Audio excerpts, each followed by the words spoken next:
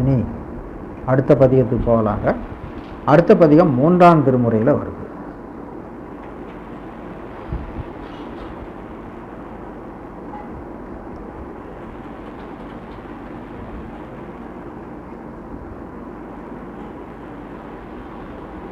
படியுளார் விடையினர். விடை ரிஷபந்தான், உலகத்திலே பொருந்தி நடந்து செல்லுகின்ற படினா பூமின்னு அர்த்தம். படியுள் ஆர் விடையினர், பாய்புலி தோலினர், பாவநாசர், பொடிகுள் மா மேனியர், பூதம் ஆர் படையினர், பூணநூலர், கடிகுள் மாமலர் இடும் அடியினர், பிடிநடை மங்கையோடும் அடிகளார் அருள் புரிந்து இருப்பிடம் அம்பர் மாகாளம்தானே. இறைவன் தங்கி இருக்கிற இடம் எது அப்படின்னு கேட்டால் அம்பர் மாகாளம். உமையம்மையோடு கூடி ஆன்மாக்களுக்கு அருள் புரிவதற்காக எழுந்தருளி இருக்கிற இடம் ஏங்க, எழுந்தருளி இருக்கிற இடம் அம்பர் மாகாளம். இந்த பதிகம் பாட்டு முழுவதும் இப்படியே தான் போகும், பார்த்துக்கொள்ளலாம். கையின் மா மழுவினர், கடுவிடம் உண்ட வெங்காளகண்டர், கொடிய கருந்திரமான கண்டத்தை உடையவர். உண்ட எம் காலகண்டர்னு பிரிச்சுக்கலாம், அப்படி ஒன்றும் தப்பு இல்லை. எமது காலகண்டர் என்று உரிமை பற்றி சொன்னதாக வச்சுக்கலாம். கையில் மா மழுவினர், கடுவிடம் உண்டவன் காலகண்டர், செய்ய மா மேனியர், ஊனமர் உடைதலை பலிதிரிவார். தலை, அந்த தலையில் இன்னும் பச்சை ஊன் அப்படியே அங்கங்கே ஒட்டிகிட்டு இருக்கு. அதான் ஊனமர், அப்போதான் புதுசாக எடுத்து வந்திருக்கிறாருன்னு தெரியுது. ஊனமர் உடைதலை பலிதிரிவார், வையம்கார் பொதுவினில் மறையவர் தொழுதட நடமதாடும். வையம்கார் பொதுவினில் நடமதாடும், மறையவர் தொழுதட நடமதாடும். அப்படி தனித்தனியாக கூட்டிக் கொள்ளுங்க. இந்த உலகத்திலே பொருந்தி இருக்கின்ற சபையிலே நடனமாடுவார் என்றது சிதம்பரத்தை தான். வையம்கார் பொது, வையம்கார் பொதுவினில் மறையவர் தொழுதட நடமதாடும் ஐயன் மாதேவியோடு இருப்பிடம் அம்பர் மாகாளம் தானே. வேதம் சொல்றவங்கன்னு அர்த்தம். மறை அப்படின்னா வேதம், மறையவர்னா வேதம், வேதம் உணர்ந்தவர்கள்னு அர்த்தம். அந்தணர்கள்னு வச்சுக்க வேண்டாம். அந்தணர்கள் வேதம் தெரியாதவங்களும் இருக்கலாம், அந்தணர்கள் இல்லாதவர்கள் வேதம் தெரிஞ்சவங்களும் இருக்கலாம். ஆகையினால மறையவர்ங்கிறதுக்கு அந்தணர் பிராமணர்னு அர்த்தம் பண்ணிக்க வேண்டாம், வேதம் அறிந்தவர்கள் அப்படின்னு அர்த்தம்.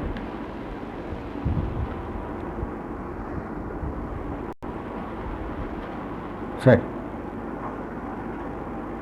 பரவின அடியவர் படுதுயர் கெடுப்பவர்.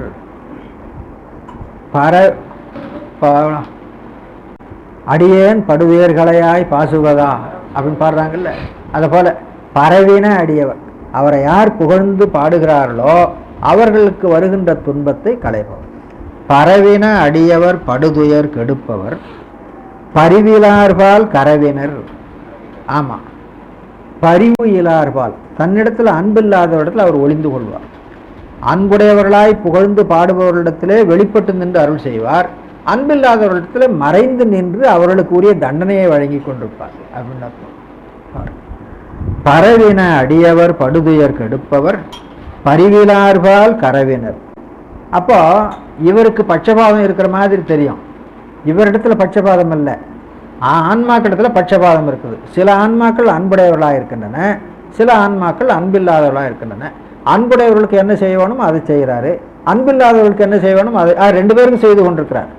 அன்புடையவர்களுக்கு சுத்த நிலைக்கு கொண்டு போவார், அன்பில்லாதவர்களுக்கு மீண்டும் பெத்த நிலைக்கு கொண்டு போவார். இதுதான் வித்தியாசம்.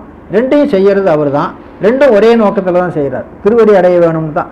இவர்களை மீண்டும் பெத்த நிலைக்கு கொண்டு போவதும் திருவடி அடைவிப்பதற்காக தான், அவர்களை சுத்த நிலை கொண்டு போவதற்கும் திருவடி அடைவிப்பதற்காக தான்.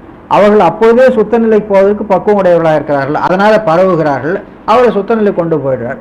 இவர்கள் இன்னும் கொஞ்சம் காலம் கழித்து வரக்கூடிய நிலையில் இருக்கிறார்கள், ஆகையினால அன்பில்லாதவர்களாக இருக்கிறார்கள். அப்போ இறைவனிடத்தில் அன்பில்லைன்னு சொன்னால் அவங்களுக்கு வேற எதன் மேலேயாவது அன்பு இருக்கணும் இல்லை? அப்போ அவனுக்கு எதன் மேலே அன்பு இருக்குதோ அதை அவங்ககிட்ட கொடுத்துட வேண்டியது தானே. அவன் இந்த பிரபஞ்ச வாழ்க்கையில் இன்னும் கொஞ்சம் காலத்துக்கு இருக்கணும்னு ஆசைப்பட்டான்னா, சரிப்பா அப்படியே இருந்து வா, உனக்கு இப்பொழுதைக்கு பக்குவம் வராது, இன்னும் ஒரு 2-3 தரம் பிறந்து வந்து வா, அப்புறம் வேணா பார்க்கலாம். அப்போ இறைவனிடத்தில் பட்சபாதம் இதுதானுங்க. சலமிலன் சங்கரன் அப்படின்னு சொல்றேன், சார்ந்தவர்களால் நலமிலன். அப்படி தேவாரத்திலையும் இருக்குது, திருவருட்பயன்லையும் இருக்குது. நலமிலன் நன்னார்க்கு நன்னினருக்கு நல்லன் சலமிலன் பேர் சங்கரன். அது சொல்றதை பார்த்தோமா ஏதோ அவனிடத்துல வஞ்சனை இருக்கிற மாதிரி, அவனிடத்துல பட்சபாதம் இருக்கிற மாதிரி தெரியும். ஆனால் உண்மை அதுவல்ல. அவர்களுடைய பக்குவம் எதுவோ இந்த பக்குவத்துக்கு தகுந்தாப்புல எதை கொடுக்க வேணுமோ அவன் கொடுப்பான். அதுதான் அவன் கொடுக்கறத தவிர இவனா எதையும் கொடுக்கறது இல்லை. அப்போ சிவபெருமான் அவனுடைய விருப்பப்படி, ஏன்னா அவன் வேண்டுதல் வேண்டாமை இல்லாதவன், அவனுடைய விருப்பப்படி யாருக்கும் எதையும் கொடுக்கறதில்லை. வருபவர்களுடைய தகுதியின்மையை நோக்கி அது அதுக்கு என்ன கொடுக்கணுமோ அதை மட்டும்தான் அவன் கொடுப்பான். சரி. பரிவிலார்பால் கரவினர் கனலான உருவினர், நெருப்பு போன்ற வடிவம். படுதலை பலிகொடு ஏகும் இரவினர், இரவு பொழுதுல ஏகினர். பகல் ஏறி கானிடை ஆடிய வேடர், கானிடை எரி கானிடை ஆடுபவர், பகல் போல எரிகின்ற கான். சூரியன் நண்பகல் சூரியன் எப்படி எரிவானோ அதை போல வெப்பமுக்கு எரிகின்ற கான், அந்த கான்ல ஆடுவார். பூணும் அரவினர் அறிவையோடு இருப்பிடம் அம்பர் மாகாளம் தானே. இந்த பாட்டில் 3வது வரியில பலிகொடு ஏகும் இரவினர் அப்படின்னு ஒன்று இருக்கு. அந்த இரவு என்பதை மாற்றிக்கலாம். ஆடுதல் இரவிலேயும் பலி கொள்ளுதல் பகலிலேயும் என்று இப்படி மாற்றிக்கணும். அல்லது இரத்தல் யாசித்தல் என்று அர்த்தம் பண்ணிக்கொள்ளலாம். நீற்றினர் நீண்டவார் சடையினர் படையினர் நிமலர், மலமில்லாதவர் அர்த்தம். நீ என்பது இல்லாமை பொருளை உணர்த்தும், நீங்க பொருளை உணர்த்தும். வெள்ளை ஏற்றினர் எரிபுரி கரத்தினர், தீ ஏந்திய கரம், எரிபுரி கரத்தினர். புறத்துளார் உயிரை ஒவ்வும் கூற்றினர், புறம் என்பது திரிபுரத்தை. கொடியிடை முனிவுற நனிவரும் குலவு முனிவுற நனிவரும் குலவு கங்கை ஆற்றினர், குலவு கங்கை ஆற்றினர். இவரோடு மகிழ்ந்திருக்கின்ற கங்கை ஆற்றை தலையிலே சூடிக்கொண்டார். தலையிலே சூடிக்கொண்டதுனால என்ன ஆச்சுன்னு கேட்டால், ஒரு பக்கத்தில் இருக்கிற உமையம்மைக்கு கோபம் வந்துட்டு, அதை சொல்றார். கொடியிடை உமையம்மை முனிவுற வெறுப்பு கொள்ளும்படியாய் நனி வரும் குலவு கங்கை ஆற்றினர், அறிவையோடு இருப்பிடம் அம்பர் மாகாளம் தான். அந்த உமையம்மையோடு கூடி அம்பர் மாகாளத்தில் இருக்கிறார். புறத்தினர் அகத்துளர், அவன் இங்கேயும் இருக்கிறான் வெளியிலேயும் இருக்கிறான். அதான் வியாபகம், உள்ளும் புறம்பும் நிறைந்த வியாபகம். ஆகையினால புறத்தினர் அகத்துளர் போற்றி நின்று அழுது எழும் அன்பர் சிந்தை திறத்தினர், சிந்தையிலே குடிகொண்டிருப்பார். சிந்தை திறத்தினர் யாருடைய சிந்தைனா அன்பர்களுடைய சிந்தனை. அந்த அன்பர்களுக்கு அடையாளம் என்ன? போற்றி நின்று அழுது எழும் அன்பர். எப்பொழுதும் இறைவனை போற்றுவார்கள், ஆனந்த மீதினாலே கண்ணீர் சொரிவார்கள். போற்றாத பொழுது போற்ற முடியவில்லையே என்று கண்ணீர், 2 அழுகையும் அதை வச்சுக்கோ. போற்றி நின்று அழுது எழும் அன்பர் சிந்தை திறத்தினர், அறிவிலா செதுமதி தக்கன் வேள்வி செற்ற மரத்தினர். மரம் வன்மை, கடுந்தொழில் உடையவர். கடுந்தொழில் உடையவர் என்பது எப்படி தெரிகிறது? அவருடைய அஷ்டவீரட்டமும் கடுந்தொழில் தான், அதில் ஒன்றும் சந்தேகம் இல்லை. அதில் ஒன்றை மட்டும் இங்கே எடுத்து சொல்லியிருக்கிறார், தக்கனுடைய வேள்வி அடித்தது. தக்கன் வேள்வி செற்ற மரத்தினர். தக்கன் வேள்வி ஏன் செற வேண்டியதாயிற்று? அவன் அறிவில்லாமல் செய்தான். வேள்வி செய்தவனை யாராவது தண்டிப்பார்களா? வேள்வி புண்ணிய காரியம் தானே, அதனால் வேள்வி சொல்லி யாரும் தண்டிக்கூடாது. ஆனால் அந்த வேள்வி அறிவில்லாமல் செய்த வேள்வி. என்ன அறிவில்லை அப்படின்னு கேட்டால், வேள்வி செய்கிற பொழுது சிவபரம்பொருளை முன்னிறுத்தி வேள்வி செய்ய வேண்டும்.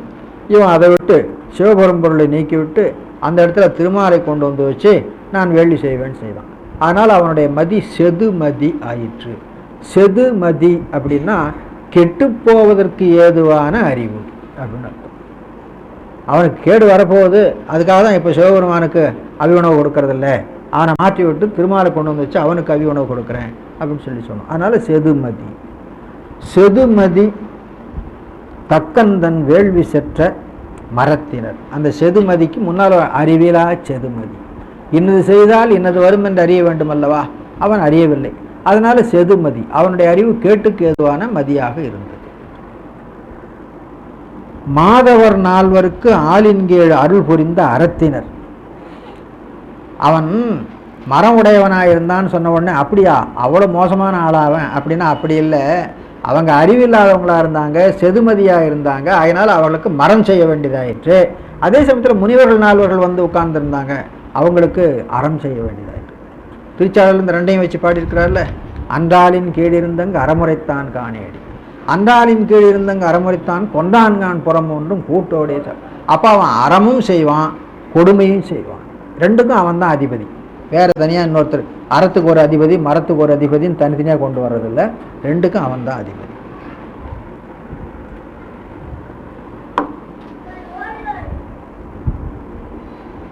அறத்தினர் அறிவையோடு இருப்பிடம் அம்பர் மாகாளந்தானே. பழக மா மலர் பறித்து எண்டை கொண்டு இறைஞ்சுவார்பால் செறிந்த குழகனார். குழகன்னா இளமை உடையவன் அர்த்தம்.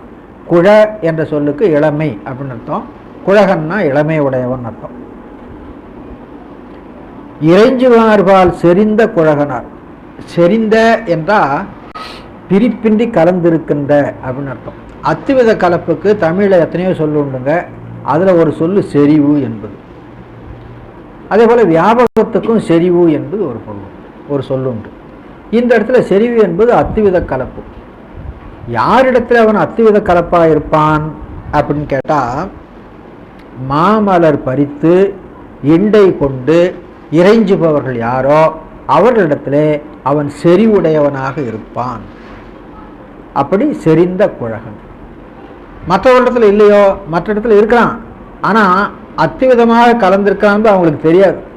அவங்கெல்லாம் என்ன பண்ணுவாங்க, சிவபெருமான் கோயிலுக்குள்ளே இருக்கிறான்னு நினைப்பாங்க. அப்போ அவங்களுக்கும் சிவபெருமானுக்குள்ள உறவு என்ன, பேதம்தான். நான் இங்கே இருக்கிறேன், பெருமான் அங்கே இருக்கிறார். ஆனால் அன்புடையவர்கள், வழிபாடு செய்பவர்கள், பெருமான் என் உள்ளே இருக்கிறார் என்று அறிவார்கள். ஆகையினால அவர்களிடத்தில் அத்துவித கலப்புடையவனாக இருக்கிறான், பிரிப்பின்றி கலப்புடையவனாக இருக்கிறான். பக்தி செய்யாதவர்களிடத்திலே பேத சம்பந்தம் உடையவனாய் கோவிலில் இருப்பவனாக இருக்கிறான் அப்படின்னு சொல்றார். அந்த மாமலர் பறித்து எண்டை கொண்டு இறைஞ்சுதலை தொடர்ந்து செய்து கொண்டிருக்க வேண்டும். அதான் பழகுதல்னு பேர். பலகாலம் செய்தலுக்கு பழகுதல்னு பேர். பழக மாமலர் பறித்து எண்டை கொண்டு இறைஞ்சுவார்பால் செறிந்த குழகனார். குணம் புகழ்ந்து ஏத்துவார் அவர் பலர் கூட நின்ற கழகனார். கழகனார் கூட்டத்தில் உள்ளவர். எந்த கூட்டத்தில் இருப்பான்னா, அவனுடைய குணத்தை யார் புகழ்ந்து பேசுகிறார்களோ அத்தகையவர்கள் கூடுகிற கூட்டத்தில் இவனும் இருப்பான். அப்போ சிவபெருமான் எங்கே இருக்கிறான் அப்படின்னு கேட்டால், எங்கே அடியவர்கள் கூடி அவனை புகழ்ந்து மகிழ்ந்து கொண்டிருக்கிறார்களோ அந்த இடத்துல சிவபெருமான் வெளிப்பட்டு நிற்பான். அதான் கழகன். கழகம் என்ற சொல்லுக்கு கூட்டம்னு அர்த்தம். கழகன்னா கூட்டத்திலே உள்ளவன் அப்படின்னு அர்த்தம்.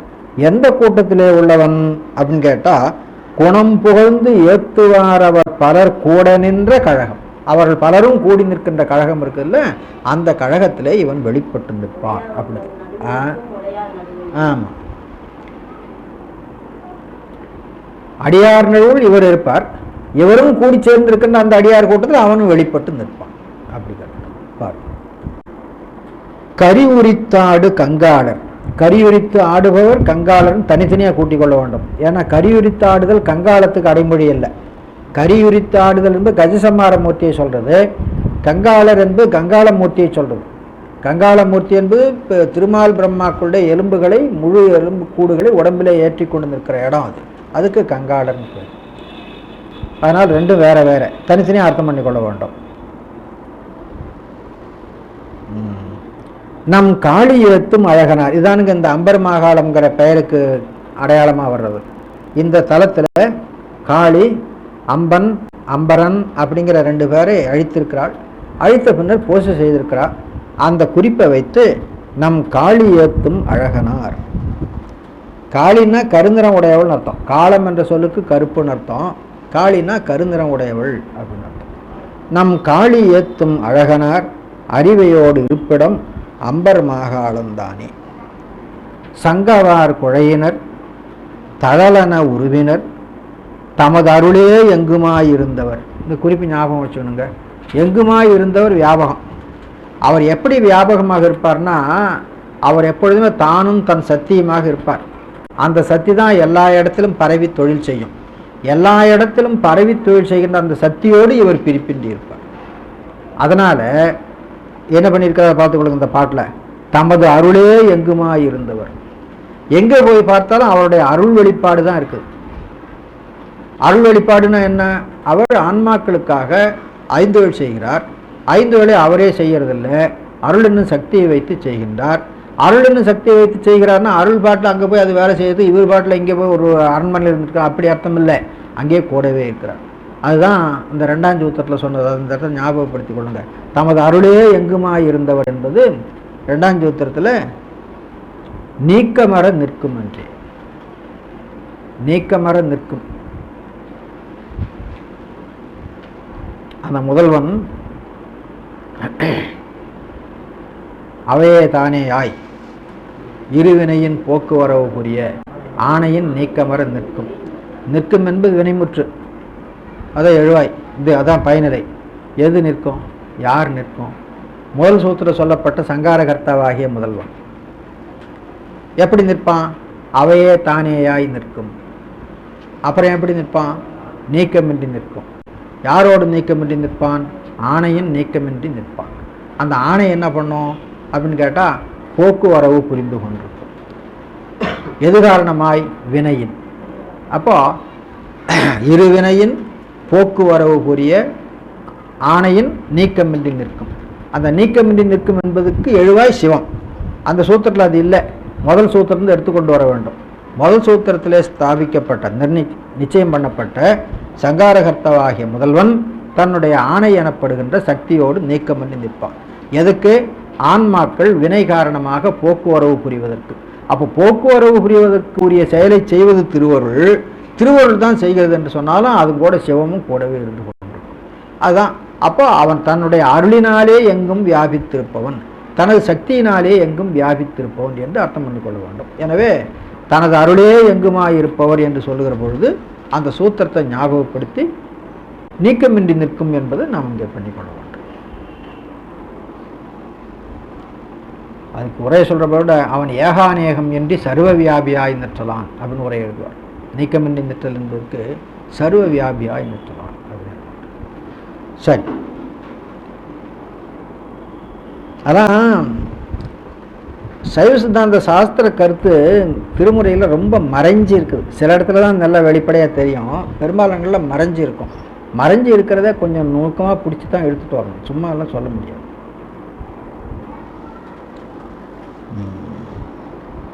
தமது அருளே எங்குமாய் இருந்தவர் அருந்தவ முனிவருக்கு அளித்து உகந்தார். அளித்து உகந்தார்னா அருள் செய்து மகிழ்ந்தவர்னு அர்த்தம். அரிய தவத்தை செய்கின்ற முனிவர்களுக்கு அளித்து அருள் செய்து அப்படின்னு. அழி என்ற சொல்லுக்கு கருணைன்னு அர்த்தம். அதிலிருந்து வர்ற வினைச்சொல் அளித்தல். அளித்து நாமெல்லாம் அளித்தல்னா கொடுத்தல்னு சொல்றோம். அளித்தல் என்ற சொல்லுக்கு கொடுத்தல்னு அர்த்தம் இல்லை, கருணை செய்தல்னு அர்த்தம். அது எதிலிருந்து வருது? அழி என்ற பெயர் சொல்லிலிருந்து அளித்தல் என்ற தொழிற்பெயர் வருது. அழித்தல் என்ற தொழிற்பெயர்லேருந்து அளித்தான் அப்படின்னு வருது. அப்போ கருணை செய்தான்னு அர்த்தம். நாமெல்லாம் அளித்தான்னா கொடுத்தான் அப்படி அர்த்தம் பண்ணிடுறோம். கருணை இருந்தால் தான் கொடுக்க முடியும். அதனால கருணை செய்தான் என்று அதுக்கு அர்த்தம் பண்ணணும். நம்ம அருந்தவ முனிவருக்கு அளித்து உகந்தார். பொங்கும் மாபுனல் பறந்து அரிசலின் பரந்தரிசலின் பரந்த அரிசலின் வரணும். அது ஒரு எழுத்து குறைஞ்சி பரந்தரிசலின் வரும். அரிசலின் வடகரை திருத்தம் பேணி அங்கம் 6 ஓதுவார் இருப்பிடம் அம்பர் மாகாளம் தானே. உகந்தார் இருப்பிடம் அம்பர் மாகாளம். அங்க திருத்தம்பேணி அங்கம் 6 ஓதுவார் இருப்பிடமாகி அம்பர் மாகா. அந்த இருப்பிடம் வந்து 2 தான் அர்த்தம் பண்ணணும் பாருங்க. அழித்து உகந்தாராகிய சிவபெருமானுக்கு இருப்பிடம் அம்பர் மாகாளம். இன்னும் என்னன்னு கேட்டா திருத்தம்பேணி அங்கம் 6 ஓதுவார் இருப்பிடம் அம்பர் மாகாளம். திருத்தம்பேணி என்பது இந்த அரிசில் தீர்த்தம் இருக்குது இல்லை, அதிலே மூழ்கி 6 அங்கங்களும் பிழையின்றி ஓதுபவர்கள் அவர்கள் தங்கி இருக்கிற இடமும் அது அப்படின்னு. அப்படி இல்லைன்னு சொன்னா அங்கம் 6 ஓதினான் என்று சிவபெருமானுக்கே பண்ணணும். அப்போ அரிசில் தீர்த்தத்தை தீர்த்தமாக ஆக்கி இவன் 6 அங்கங்களையும் ஓதி அம்பர் மாகாளத்தில் எழுந்தருளி இருந்தான் என்று அர்த்தம் பண்ண வேண்டும். பொருசிலை மதனனை, மதனன் மன்மதனுக்கு பேர், பொடிபட விழித்தவர். பொழில் இலங்கை குறிசிலை குலவரை கீழ் உற அடர்த்தவர். அஷ்டகுல பர்வதம்னு சொல்லுவாங்க. அதில் குலவரை, குலம் என்ற சொல்லுக்கு சிறப்பு என்பது பொருள், சிறந்த வரை அப்படின்னு அர்த்தம். நாம் குலம் அப்படின்னு சொன்னால் அப்புறம் அந்த சாதி அது இதுன்னு பண்ணுறோம் இல்லையா. அப்போ அங்கே குலவரை அங்கே என்ன போய் பண்ண முடியும்? அங்கே குலம் என்பதுக்கு சிறப்புன்னு அர்த்தம். குலவரை, குலவரை கீழ்வர அடர்த்தவர் கோயில் கூறில், கோயில் எது என்று சொல்ல வேண்டுமானால் பெருசிலை நலமணி பீலியோடு ஏலமும் பெருக நுந்தும் அரிசிலின் வடகரை அழகமர் அம்பர் மாகாளந்தானி. பெருசிலை, பெரிய மலையிலிருந்து, சிலை என்ற சொல்லுக்கு கல்லுன்னு அர்த்தம், அது இந்த இடத்துல மலையை குறிக்கிறது. பெரிய மலையிலிருந்து அரிசில் ஆறு வருகிறது. வருகிற பொழுது என்ன பண்ணுதுன்னு கேட்டால் நலமணி பீலி ஏலம் இவற்றையெல்லாம் தள்ளி கொண்டு வருகிறது. அதுதான் நுந்துதல்னு. பெருசிலை, பெருசிலையிலிருந்து, பெரிய மலையிலிருந்து நலமணி, நல்ல மணி என்பது நலமணின்னு வருது, நன்மை மிக்க மணி. நலமணி பீலியோடு மயிர்பீலி ஏலமும் பெருக நுந்தும் அரிசில். அந்த அரிசிலின் வடகரையில் இந்த தலம் இருக்கிறது. அழகமர் அம்பர் மாகாளம் தான். அடுத்த பாட்டு. வரியரா அதன்மிசை துயின்றவன் தானும், பாம்பின் மேலே தூங்கினவன். மா மலருளானும் பிரம்மா. எரியரா அணிகழல் ஏத்த ஒன்னாவகை உயர்ந்து, எரியரா உகந்து, அங்கே கூட்டிக்கணும், எரியரா அணிகழல் ஏத்த ஒன்னாவகை உயர்ந்துன்னு இருக்கு பாருங்க. அது என்ன பண்ணணும்? எரியராய் உயர்ந்து, அணிகழல் ஏத்த ஒன்னாவகை உயர்ந்து, தனித்தனி கூட்டிக்கொள்ள வேணும். திருமாலும் பிரம்மாவும் அறிய முடியாதபடி உயர்ந்து நின்றான். எப்படி நின்றான்? அக்னி ஸ்தம்பமாக நின்றான். அதனால எரியராய் உயர்ந்து நின்றான். கடல் ஏத்த ஒன்னா வண்ணம். ஏன் கடல் ஏத்த ஒன்னா வண்ணம் உயர்ந்து நின்றான் அப்படின்னு கேட்டால், அவர்களுக்கு அந்த நேரம் வரலும் தாங்கள் தான் பெரியவர்கள், தாங்கள் தான் பெரியவர்கள் சண்டை இருந்துக்கிட்டு இருந்தது. அந்த சண்டை இருக்கிறவர்களும் சிவபெருமானை வழிபட முடியாது. ஆகையினால ஏத்த ஒன்னா வண்ணம் உயர்ந்தான். இவங்க தேடிட்டு போனாங்க, காண முடியாமல் திரும்பி வந்தாங்க. தோல்வியினால் நாணி வழிபட்டு நின்றார்கள். அப்பொழுது அவன் அருள் செய்தான். அதனால் அந்த லிங்கோற்பவ மூர்த்தியில் அந்த கீழே பன்றியும் மேலே அன்னமும் போட்டிருப்பாங்க. பக்கத்தில் 2 பேரும் வணங்கிட்டு நிற்கிற மாதிரியும் போட்டிருப்பாங்க. அப்போ பன்றியும் அன்னமுமாக போய் திருவடியும் திருமுடியும் காண முடியாமல் வந்து வணங்கி நின்ற பின்னர் சிவபெருமான் அவர்களுக்கு அருள் செய்தான் அப்படின்னு கருத்து. எரியரா, எரியரா அணிகடலில் சேர்த்துறாதீங்க. எரியரா உயர்ந்து நின்றான். அணிகடல் ஏத்த ஒன்னா வகை உயர்ந்து, பின்னும் பிரியராம் அடியவர்க்கு அணியராய். இவர்களுக்கு உயர்ந்து நின்றான், அடியவர்களுக்கு அணியராய் நின்றான். ரொம்ப பக்கத்தில் நின்றான். பின்னும் பிரியராம் அடியவர்க்கு, பின்னும் என்பது மேலும்னு சொல்கிறோம்ல, இப்போ அது மாதிரி அவ்வாறு நின்ற பின்னும், எல்லாருக்கும் அப்படி நிற்கலையே அப்படிங்கிறத சொல்லுகிறார். பின்னும் பிரியராம் அடியவர்க்கு, அவரிடத்திலே பிரியம் உடையவர்களாக இருக்கின்ற அடியவர்களுக்கு அணியராய், பணிவில்லாதவருக்கு என்றும் அரியராம். அன்புடையவருக்கு பிரியன், அன்பில்லாதவர்களுக்கு அரியன். அரியராய் அறிவையோடு இருப்பிடம் அம்பர் மாகாளம் தானி. சாக்கிய கயவர், கயமை குணம் உடையவர்னு அர்த்தம், கீழ்மை குணம் உடையவர். சொன்னாலும் கேட்க மாட்டாங்கன்னு அர்த்தம். தண்டித்தா கேட்பாங்க, பயம் வந்தால் கேட்பாங்க, அது இல்லாட்டா கேட்க மாட்டாங்க. அந்த மாதிரி குணம் உள்ளவங்க அவர்கள தான் கயமை குணம் உடையவர்கள் அப்படின்னு சொல்கிறார். சாக்கிய கயவர், திருவள்ளுவர் ஒரு அதிகாரமே பாடி வச்சிருக்காரு அதுக்கு. சாக்கிய கயவர் வன் தலை பறி கையர் பொய்யினால் நூல் ஆக்கிய மொழியவை பிழையவை.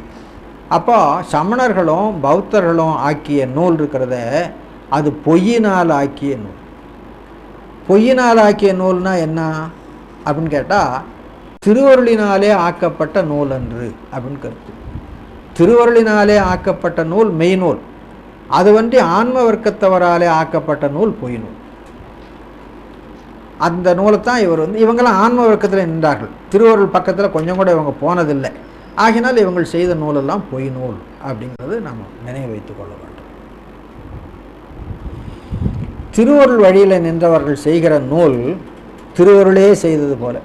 அவங்க அப்போ ஆன்ம வர்க்கம் செய்த நூல் அல்ல. அதனால் நம்ம சமய ஆச்சாரியர்கள் செய்த நூல்லாம் மெய் நூல் அப்படின்னு நாம் சொல்லுகிறோம். அது பொய் நூல் அல்ல. ஆன்ம வர்க்கத்தினர் செய்து நின்றால் பொய் நூல். இன்னொரு விஷயம் நாம் நல்லா ஞாபகம் வைத்து கொள்ள வேண்டும். நாம் சமயத்தை புறப்புறச்சமயம், புறச்சமயம், அகப்புறச்சமயம், அகச்சமயம்னு பிரிக்கிறோம். இதில் புறப்புற சமயம்தான் வேதம் ஆகமம் ரெண்டையுமே ஒத்துக்கிறது இல்லை. புறச்சமயம் வேதத்தை ஒத்துக்குது, ஆகமத்தை ஒத்துக்கிறது இல்லை. அகப்புற சமயம் வேதம் ஆகமம் ரெண்டையும் ஒத்துக்குது, ஆனால் நாம் அதை சேர்த்துக்கிறது இல்லை. ஏன் அப்படின்னு கேட்டால், இவற்றுக்கு வேறாக ஆன்ம வர்க்கத்தினர் செய்த நூலையும் பிரமாண நூலாக அவங்க எடுத்துக்கொள்வாங்க. காளாமுகம், பாசுபதம், காபாலிகம் இந்த மாதிரி சமயங்கள்லாம் இருக்கின்றனல்லவா, இவர்களெல்லாம் ஆன்ம வர்க்கத்தினரால் செய்யப்பட்ட நூல்களையும் பிரமாண நூலாக ஏற்றுக்கொள்வார்கள். சாக்தமும் அதை சேர்ந்தது தானுங்க. சாக்தம்னு ஒரு சமயம் இருக்குது, ஏன்னா நல்ல சமயம் தானே, இறைவனுடைய சக்தியை தானே வெளிப்படுதுன்னு அப்படின்னு நாம் நினைப்போம். ஆனால் அவர்களுக்கு பிரமாண நூல் என்னன்னு கேட்டால், சக்தி தத்துவம் இருக்குதுல்ல, அதாவது விந்து தத்துவம், நாதம் விந்துன்னு சொல்கிறோம்ல, அந்த விந்து தத்துவத்தில் 9 புவனமோ 10 புவனமோ இருக்குங்க. அந்த புவனத்தில் இருக்கிற ஆன்மாக்களில் ஒருவரால் செய்யப்பட்டது அந்த சாக்த நூல். சுத்த சாக்தம்னு பேர், சக்தியை தான் சொல்லுகிறது. ஆனாலும் பிரமாண நூல் என்று சொல்லுகிற பொழுது சிவபரம்பொருள் செய்த வேதாகமங்களை ஏற்றுக்கொள்வதோடு மட்டுமல்லாமல் சத்திய தத்துவத்திலே தங்கி இருக்கின்ற ஒரு ஆன்மாவினால் செய்யப்பட்ட நூலையும் பிரமாண நூல் என்று எடுத்துக்கொள்வார். அதனால் அவங்களெல்லாம் நாம் அங்கே சேர்க்கறதில்லை. அதுதான் அந்த வாமம் என்ற வகையில் வந்து சேர்றது. வாமம் என்பது சாக்த மார்க்கம். சாக்த மார்க்கத்தில் 2 சாக்தம் இருக்குது. சுத்த சாக்தம் வந்து இப்போ நாம் சொல்கிறது. இது எதுக்கு சொல்கிறேன்னு கேட்டால், சக்தி வழிபாட்டை சொல்கிற நூல் நல்ல நூல் தானே, சக்தி நம்ம சிவத்தினுடைய சக்தி தானே, அதனால் சிவத்தை வழிபடுவர்கள் அதையும் எடுத்துக்கொள்ளலாம் இல்லை அப்படின்னு நினைப்போம். சக்தியை வழிபடுகிற பொழுதும் கூட வேதாகமங்களின் வழியில் நீங்கள் வழிபட்டிங்கன்னா தப்பு இல்லைங்க. ஆனால் சாக்த நூலின் வழியில் வழிபட்டிங்கன்னா அது தப்பு. அதை வந்து நாம் இங்கே சேர்க்க மாட்டோம், நம்ம சித்தாந்த சைவத்தில் சேர்க்க மாட்டோம். சித்தாந்த சைவத்துக்கு கொஞ்சம் தள்ளி, அதுக்கும் தள்ளி அகப்புறத்தில் கொண்டு வைப்போம். அகச்சமயத்துக்கு வந்தால் நம்ம சித்தாந்த சைவம் போல் 3 பொருளையும் ஒத்துக்கிறாங்க, வேதாகமங்களை ஒத்துக்கிறாங்க. முத்தி அனுபவத்தில் மட்டும் கொஞ்சம் வேறுபடுவாங்க, அவங்கள அகச்சமயம் வச்சுக்கோங்க. அதாவது எதுக்கு சொல்கிறேன்னா, நம்ம வந்து சில சமயத்தில் இந்த சாக்த நெறியினுடைய வழிபாடு ஒரு மாதிரியாக பரவுகிற பொழுது நமக்கும் கூட கொஞ்சம் மயக்கம் வரும். தப்பு ஒன்றும் இல்லையே, எல்லாம் நம்ம போல தானே, நாம் சிவன் கோயிலை வச்சு வழிபடுறோம்ல, அந்த மாதிரி தானே அது அப்படின்னு நினைப்பாங்க. அவர்களுக்கு பிரமாண நூல் எது அப்படின்னு கேட்டு பார்த்தா தெரியும். சிவஞான முனிவர் அப்படி தான் இருக்கார். சக்தி தத்துவம், சக்தியை 5 வழி செய்யக்கூடிய, சக்தியில் லைத்ததே முத்தி அப்படின்னு அவன் தானே இருக்க முடியும் அப்படின்னு கேட்டால், அவன் ஆன்மாவாக இருந்தாலும் திருவருளின் வழி நின்று நூல் செய்வான். இப்போ நம்ம திருஞான சம்பந்தம் போனாலும் ஆன்மாவுக்கு தான். ஆன்மாவுக்குன்னு எதுக்காக சொல்கிறேன்னா, நம்ம போல் உலகத்தில் ஒரு தாய் தந்தையருக்கு பிறந்து குழந்தையாக பிறந்து வளர்ந்தவங்க. ஆனால் அவருடைய வாக்குகள்லாம் நாம் வந்து பதிவாக்குன்னு எடுத்துக்கொள்வது, பசு வாக்குன்னு எடுத்துக்கொள்றதில்லை.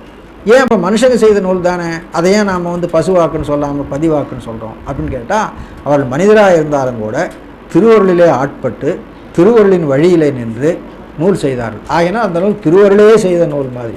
ஆகினால் அது நாம் மெய் நூல் என்று எடுத்துக்கொள்ளும். சாக்கிய கயவர் வன்தலை பறி கையரும் பொய்யினால் நூல் ஆக்கிய மொழியவை பிழையவை ஆதலின் வழிபடுவீர் வீக்குதுன்னா கட்டுதல்னு அர்த்தம். வீக்கிய அறவுடை கச்சையான் இச்சையானவர்க்கெல்லாம் ஆக்கியவன் அரண்முறை அம்பர் ஆகாலமே அடைமின் நீரே. அம்பர் மாகாளம் அடைமின் அங்கே சென்று வழிபடுங்கள். இவருடைய நூல் பொய் நூல், அது நீங்கள் சேர வேண்டாம் அப்படின்னு சொன்னார். செம்பொன்மாமணி கொழித்து எழு திரைவரு புனல் அரிசில் சூழ்ந்த அம்பர் மாகாளமே கோயிலா அணங்கினோடு இருந்த கோனை கம்பினார் நெடுமதில் காழியுள் ஞான சம்பந்தன் சொன்ன. கம்பின் ஆர் நெடுமதில் என்பதுக்கு, கம்பு என்பதுக்கு சங்குன்னு பொருள்.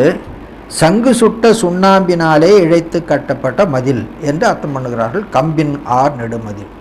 காழியுள் ஞான சம்பந்தன் சொன்ன பாடல்களை நம்பி நாள் மொழிபவர்க்கு, நாளும் மொழிபவர்க்கு, உண்மை சேர்த்துக்கொள்ள வேண்டும், நாள் மொழிபவர்க்கு இல்லையாம் வினை நலம் பெறுவர் தாமே.